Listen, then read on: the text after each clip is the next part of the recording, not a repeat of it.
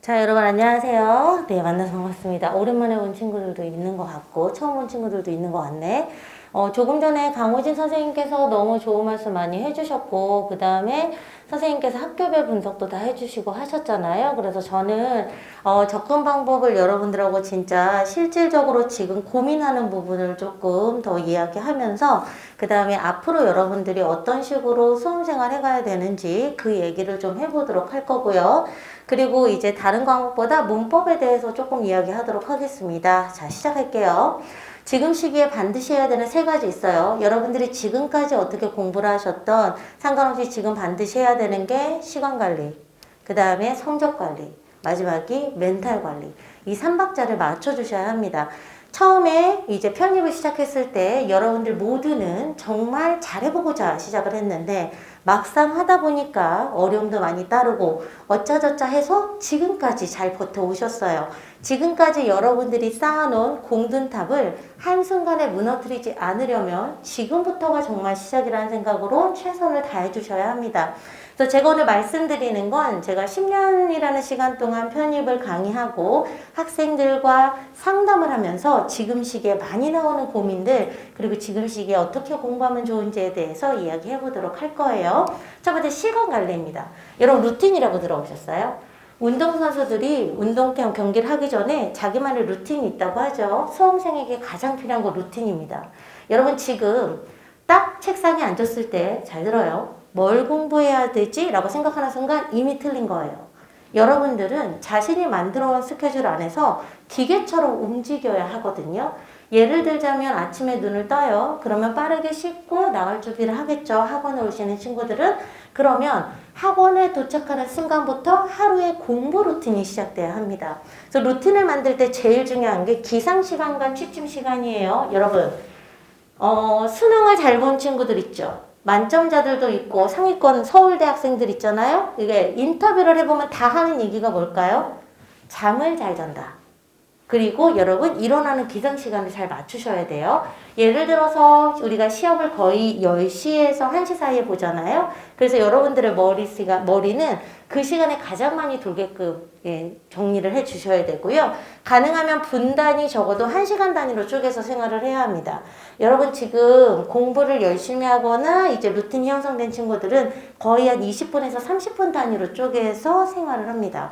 그 얘기는 허비되는 시간이 없도록 쓴다는 거죠. 사실상 재작년에 수학을 공부하면서 영어까지 해서 한양대를 합격한 여학생이 있는데 그 친구가 가장 철저하게 지켰던 게 기상시간, 취침시간 지키는 거랑 그 다음에 분단위로 쪼개서 공부를 하는 건데 특히 이과 학생들은 지금 시기에 수학을 정말 많이 하고 영어를 조금 줄여야 되는 시기잖아요. 그렇기 때문에 영어와 수학의 밸런스를 맞추기 위해서는 쓸 수 있는 시간을 최대한 활용하게 공부를 해주셔야 되고요. 평일에는 수업에 맞춰서 루틴을 짜주셔야 합니다. 지금 시기에 제도전자들도 굉장히 학원에 많이 들어와요. 그 이유는 뭘까요? 혼자 공부하다가 이제는 혼자 공부할 시기가 아니라는 겁니다. 첫째, 학원에 오면 정보가 있죠. 둘째, 옆에 있는 친구들을 보거나 아니면 기출 정리할 때 핵심만 좀 정리하고 싶은데 최신 기출 같은 경우에는 선생님들이 정리를 해주니까 그래서 수업을 기준으로 삼고 그 앞뒤 시간을 어떻게 활용할지 공부를 해주셔야 되고요. 주말 시간. 사실 7, 8월 이전에는 주말 시간에 저는 좀 휴식을 취하라고 이야기를 합니다. 특히 언제 좀 쉬라고 얘기하냐면 일요일, 토요일 저녁에서 일요일 오후까지 좀 쉬었다가 일요일 저녁 시간대에 이제 월요일날 어떻게 공부를 할 것인가, 무엇을 공부해야 되는가, 월요일날 수업 내용이 무엇인가 한번 보면서 일요일 밤부터 월요일을 시작하라고 얘기를 해요. 이제 여러분들에게 주말 시간은 내가 못한 공부를 메이크업하는 시간이거나 기출한 세트를 풀 수 있는 시간이기 때문에 이제는 주말 시간도 여러분들의 활용 시간에 들어가야 합니다. 그거 아시죠? 시간 관리 잘하는 친구들이 모든 일을 다 잘하는데 고시 공부는 시간 관리부터 시작해요. 자, 풀타임 공부하는 학생들 있어요. 자, 풀타임 공부하는 학생들의 장점은 뭐냐면 하루 종일 공부할 수 있는데 단점은 여러분 하루 종일 공부한다고 안심해요. 제일 중요한 게 찐 공부 시간 체크하셔야 돼요. 찐 공부. 내가 얼마나 공부하고 있는지. 파타임 공부하는 학생은 자, 풀타임 공부하는 학생 보면서 불안해요. 난 시간 조금밖에 없는데. 그런데 중요한 건 뭐냐면 2019년도에 합격한 한 학생이 있어요. 근데 그 친구는 공익 공무를 하던 친구였습니다. 그런데 그 친구가 건대는 최초합을 하고 한양대는 그 어렵다는 추가합을 했어요. 근데 그 친구가 처음 공부할 때는 굉장히 성적이 그렇게 좋지 않았거든요. 근데 그 친구는 한 번도 학원을 빠지거나 결석한 적이 없어. 6시에 학원을 와서 저녁까지 공부하고 주말에도 다 나와서 공부하는데 놀랍게도 영어 성적과 수학 성적이 정말 점차 나아지는 모습을 보였어요. 그 친구를 딱 보면서 제가 느끼는 게 시간이 없다고 못한다라는 말이 핑계일 수 있구나라는 생각을 했고요. 그 친구가 저한테 합격하고 나서 했던 얘기가 시간이 부족하다고 느껴지는 그 불안감을 긴장감으로 자기는 활용했다. 여러분 그거 아시죠? 긴장해서 무언가 하면 암기도 잘 되고 집중력도 높아지죠. 자, 그래서 성적 관리에 대해서 이야기를 하도록 하겠습니다. 어휘 동의어해야 되죠. 짧고 굵게 하세요. 여러분들의 뇌는 뭐에 가장 빠르게 반응하냐? 새로운 것에 가장 빠르게 반응합니다. 여러분들이 동의어 공부를 할 때 얘를 2시간 이상 잡고 있으면 이미 머릿속으로 딴 생각하게 되어 있어요. 그래서 공부 시간을 잡을 때 동의어 같은 경우에는 짧고 굵게, 솔직히 말하면 저는 2시간 이하라는 건 1시간 정도 잡고요. 정해진 양을 3번에서 2번 보는 겁니다. 내가 잘 못한다? 그러면 역량에 따라 3번 나눠서 보는 거고, 그 다음에 2번까지 보는데, 기억하세요. 여러분들의 뇌 암기를 활성화 시키려면, 선생님도 심리학도 공부했잖아. 영어학도 했지만. 자, 여러분의 뇌 암기를 활성화 시킬 때 제일 좋은 게 뭔지 아세요? 자기 전에 한 번 꼼꼼하게 보고 잘 것. 여러분, 이거 조심하셔야 돼요. 오늘따라 공부가 너무 잘 된다. 밤샘 공부한다. 절대 안 됩니다. 여러분 루틴을 정하면 그걸 지켜내야지 다음날 공부가 돼요. 전날 공부 빡세게 하고 다음날 졸리고 이건 절대 안 되는 거야. 벼락치기 아니죠. 그렇죠? 그래서 주무시기 전에 12시 이전에 자는 걸 저는 좀 추천하거든요. 주무시기 전에 다 씻고는 잘 거 아니야. 잘 준비 딱 해. 그리고 내가 외웠던 단어 중에서 유난히 안 외워진 리스트업이 있을 거 아닙니까? 그거 보기 전에 한 번 눈으로 익숙하게 하고 아침에 일어났을 때 한 번 더 보면 효과가 극대화됩니다. 자기 전에 외운 건 훨씬 더 잘 외워지는데 새로운 단어가 아니고 그날 하루 계속 통과하실 것. 되셨어요? 자, 그 다음에 논리 독해를 조금 전에 너무 잘 설명해 주셨어요. 강호진 교수님께서. 그래서 제가 학생들하고 상의할 때, 이게 상담할 때 하는 얘기, 논리 독해 들은 날의 수업을 최대한 활용하고 선생님이 자료를 주시잖아요. 너무 좋지 않습니까? 특강 자료 다 기출이잖아. 학원의 목표는 뭐예요? 너희들의 합격. 여러분들의 목표 뭐예요? 여러분의 합격. 서로의 목표가 일치할 때는 시너지를 낼 수 있잖아요. 최대한 합격할 수 있는 자료 주실 거 아닙니까? 그래서 그걸 최대한 소화하는데 여러분들이 중점을 두시고요. 자신이 집중할 수 있는 시간 체크하세요. 조금 전에 선생님이 어휘는 짧고 굵게 여러 번이라고 얘기를 했죠. 논리 독해는 사실 덩어리 공부를 하셔야 돼요. 찢어서 하는 게 아니라 예를 들어서 내가 한 45분 공부하면 졸려. 그럼 나의 집중 시간은 40분 정도예요. 그러면 그 40분 공부할 양만큼 하고 5분 쉬었다가 다시 40분 하고 제가 그러면서 5분씩만 늘리라고 얘기를 합니다. 생각을 해봐. 자, 내가 처음에 40분씩 집중해. 9월 달에 열심히 해서 45분으로 늘렸어. 5분만. 그 다음에 50분으로 늘렸어. 그 다음에 60분까지만 채워도 자지 말고, 예, 그렇게 여러분들이 집중력을 향상시킬 수 있죠. 자기가 할 수 있는 시간만 체크해서 스케줄을 설정하시는데 덩어리로 하세요. 예를 들어서 9시에서 내가 수업 끝나고 2시에서 3시 이때 독해하고 그 다음에 문법 해야지. 이거 안 돼. 독해했으면 2시, 3시, 3시, 4시 4시, 5시까지 덩어리로 묶어주는 거야. 그렇게 좀 활용해 주시면 여러분들이 독해는 뭐죠? 문제를 풀어내야 되잖아. 지문이 길잖아. 그거 어떻게 쪼갤 거야? 그러면 안 돼. 큰일 나. 이런 것들은 예, 담당 선생님께서 너무나 잘 설명해 주시지만 공부 방법에서는 여러분 집중 시간 체크해서 그 시간을 스케줄로 설정하고요. 진짜 중요한 거 제가 여쭤봤어요. 논리독해 선생님한테. 사실상 지금 성적이 너무 안 나와. 그런데 난 합격해야 돼. 그럼 뭐를 좀 해야 됩니까? 논리나 독해 공부 역시 모르는 단어 중점적으로 공부를 해야 나중에 찍는 것도 할 수 있다 라고 말씀하시거든요. 여러분 단어가 망가지면 전체가 망가집니다. 그렇기 때문에 내가 지금부터 공부하는 데 있어서 단어량을 좀 체크 잘 해주시고요. 아까도 말씀드렸듯이 막 두세 시간 몰빵하라는 얘기가 아니야. 논리나 독해 공부가 끝나면 내가 몰랐던 단어 정리했거나 선생님이 주신 거 있죠? 여러 번 봐서 여러분들이 암기할 수 있는 최적의 환경을 만들어줘야 하는데 그건 여러분만이 아십니다. 하다가 모르겠으면 뭐 하면 돼? 상담하면 되죠. 그쵸? 자, 이제 문법으로 얘기할게요. 제가 문법 강의하죠. 문법은 다른 파트와 구분져 공부하셔야 돼요. 생각해봐. 어휘 잘해. 그럼 논리도 잘하게 돼. 논리도 잘해. 단문 독해랑 비슷하지? 그러면 독해도 잘하게 돼. 얘네들은 뭉쳐서 움직여. 서로 톱니바퀴 돌아가듯이 시너지네. 문법은 계륵 같은 존재야. 여러분 계륵이라는 표현 아세요? 닭고기를 먹다 보면 여기 갈빗대 있잖아. 거기에 붙어있는 살점인데 삼국지에 나왔던 표현입니다. 계륵이란 무엇이냐? 아, 먹자니 애매하고 버리자니 너무 아까운 그 부분이야. 지금 문법이 그래요. 특히 수학하는 친구들은 지금 문법 미칩니다. 이거 버려 말어, 버려 말어. 선생님이 분명히 초반에 공부할 때 1, 2월 달에 문법 열심히 해둬야 나중에 문법 안 버립니다. 라고 얘기하는데 지금쯤 오면 문법을 버려 말어, 버려 말어 하는 친구들이 있단 말이에요. 아니면 꾸준히 공부를 해와서 아, 이제 나는 문법은 됐어. 독해, 논리에 집중해야 돼. 이 케이스가 있을 거예요. 그쵸? 자, 첫 번째 케이스. 나 문법 이론 열심히 했어. 아, 이제 문제 좀 풀려. 그래서 이제 논리 독해 집중해야지 하면서 문법 손 넣잖아. 11월 달에 울면서 와요. 선생님, 문제가 갑자기 안 풀립니다.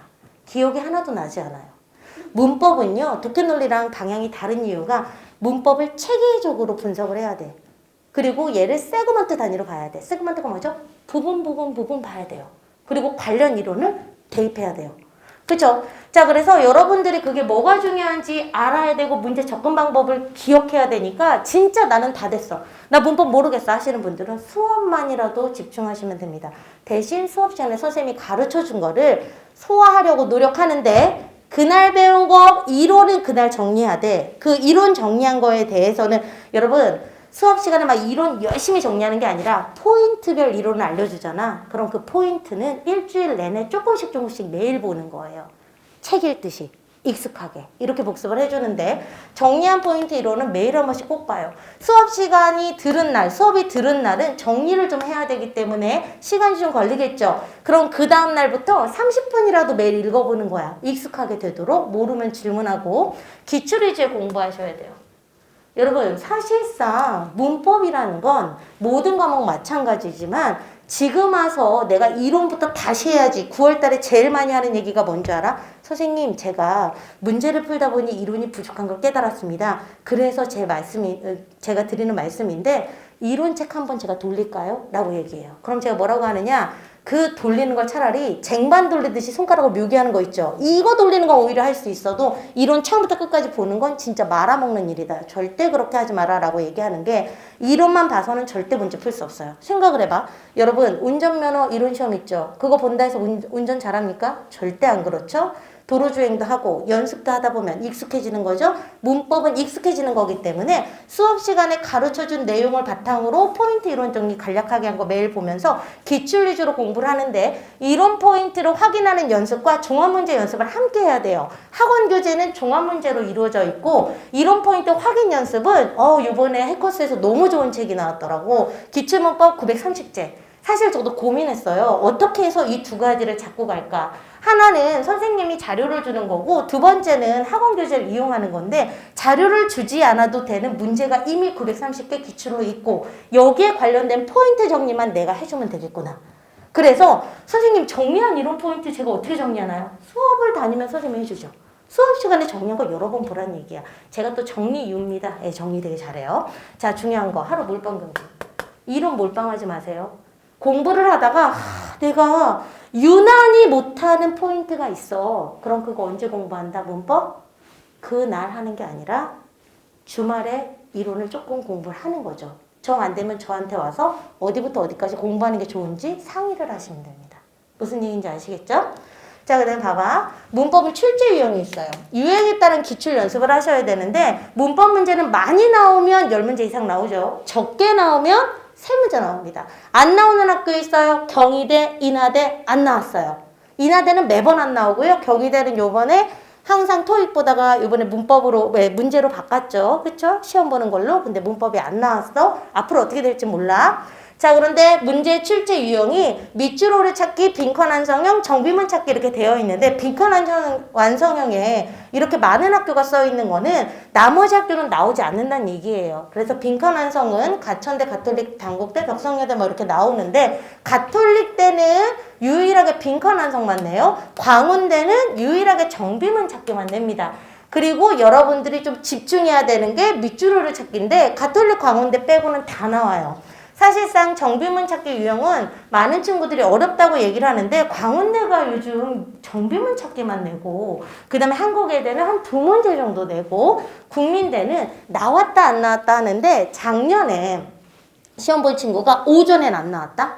오후엔 나온 거야. 근데 한 친구가 나한테 오더니 망했어요 이래. 왜 망했어? 이랬더니 정비문 나왔어요. 선생님이 안 나올 수 있다고 했잖아요. 왜 안 나올 수 있다고 했냐면 그 전해에 안 나왔었거든? 근데 또 나온 거야. 그랬더니 정비문 있어서 망했어요 라는 말은 정비문 찾기가 좀 애매하고 어렵다는 겁니다. 특정한 포인트 잡기가 어려워요. 그래서 이 부분도 연습이 필요한데 국민대는 연습하기 좀 어려워. 혼합형이야. 광운대, 외대는 연습하기가 쉽다.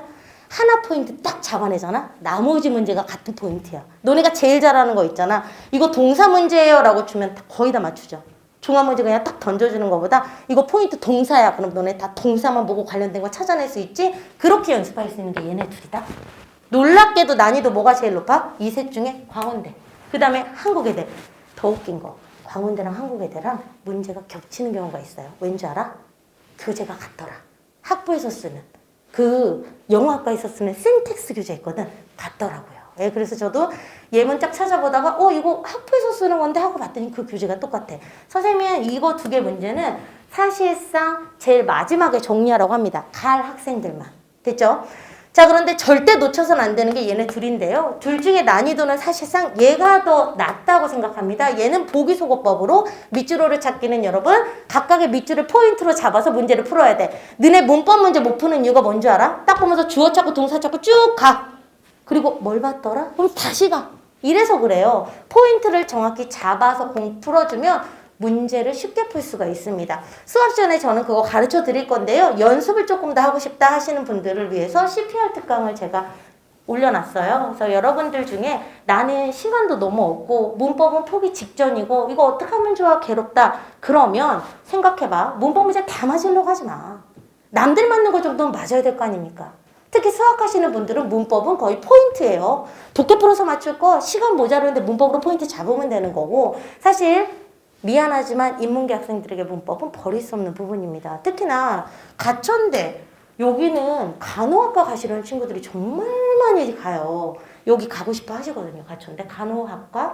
그런데 가천대는 문법이 어려운 학교 중에 하나거든요. 그래서 여러분들 지금 시기에 나는 유형별로 공부를 해야 된다는 거 기억하시고 내가 이걸 조금 더 하고 싶다 그러면 수업을 먼저 집중.